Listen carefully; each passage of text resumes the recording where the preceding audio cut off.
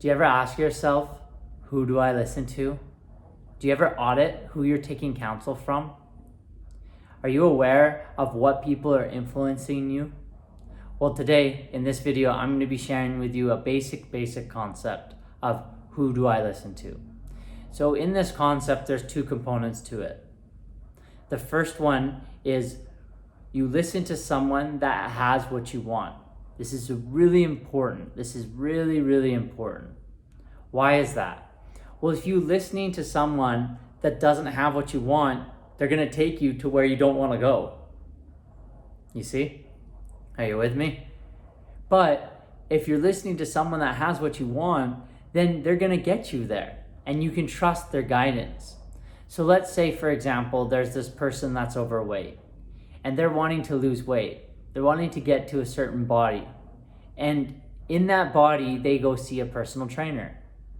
But if you look at the personal trainer and the personal trainer's overweight, maybe even more overweight than the person, is this a good person to take counsel from, to listen to? Do they have what you want?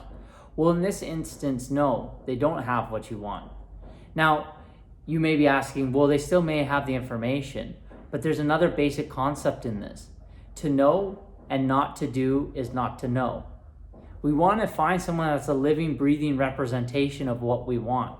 So let's pay it the other way. This guy's overweight and he finds a trainer. This trainer's got the exact body. Now there's different types of bodies maybe he wants, or maybe this person wants. Maybe this person's just wanting to lose weight. Well, now they find someone that's like in shape but skinny. Or maybe this person's wanting to get a six-pack and build muscle. Well, then he should seek counsel from that person. You see? So when we seek counsel from someone that has what we want, we're going to be influenced by them and we can take their influence on, and most importantly, trust that we're going to get the result, maybe not exactly what they have, but to some degree.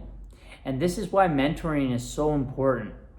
Seeking counsel from a mentor that has the understanding of where you are right now and where you want to go. So a mentor can shorten your learning curve. This is the power of having a teacher. So we really want to be mindful, and I would encourage you to be mindful and audit, who am I seeking counsel from?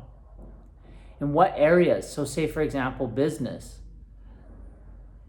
Like getting in and being around the person, breathing, watching them, following their thought patterns, reading what they read, subscribing to the emails that they subscribe to. Just falling full into their system. But it's really important to follow someone that has what you want. Now, the second basic concept to this. You want to follow someone that has what you want, but that has been where you were. This is such an important concept. Such an important concept. So let's say you're trying to become really successful and you're wanting to make a successful business, and you go, okay, I need a mentor. And you get this mentor that was born in Silicon Valley and you're raised in a third world country. And this billionaire is trying to give you advice, but he can't really understand your situation because he's never been where you were. Maybe there's parts of his journey that he can relate to, but more importantly, he's probably just had a different route to get to where he is.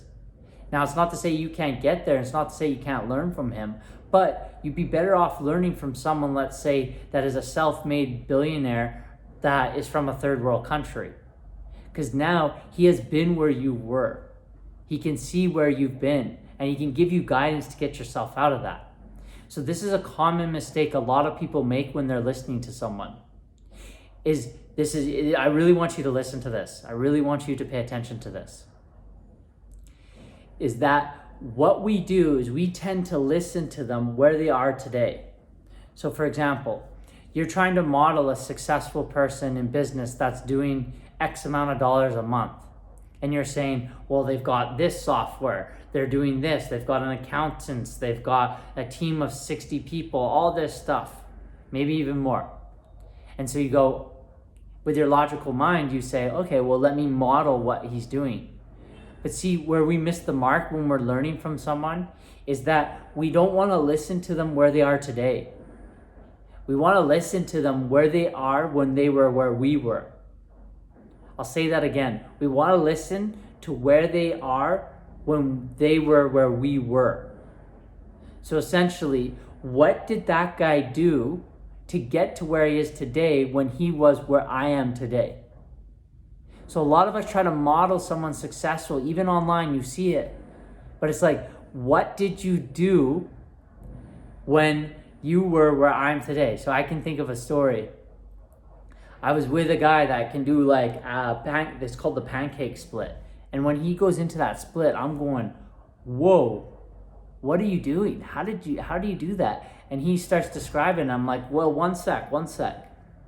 What did you do when you were in my position right now? What did you do back then? And he made a joke. He's like, what, when I was 10 years old? I'm like, yeah, sure. It doesn't matter what age you were, but what did you do to be able to get your body to go flat on the ground like that? See, now most people, even himself included, is trying to teach from where he is today. But that's not going to help. You see? Because I'm not there. I need to do what he did back then. So what did you do to be able to get into that position? This is a key concept. Don't model them where they are today. Model them when they were at where you're at today. Second component to this. So seeking counsel is really important. Seeking guidance. But you really want to ask yourself, do they have what I want? They say, show me your mentor and I'll show you your income in 5 years. And, Socrates had Plato, or vice versa. Plato had Socrates. Steve Jobs. I forget Steve Jobs, but like Michael Jordan had Phil Jackson. Kobe Bryant. I forget who Kobe Bryant's mentor was, but Mark Zuckerberg's mentor is Steve Jobs. So it's really great to have counsel. It's really great to have mentorship. I just heard recently that mentoring helps you with your stubbornness. See, that stubbornness that we're stuck in, whatever paradigm we're stuck in, a mentor can come in and help us see it from a different angle. So I want to ask you this now. Who do you listen to? Leave a comment below and let me know who you're currently listening to. All right, take care.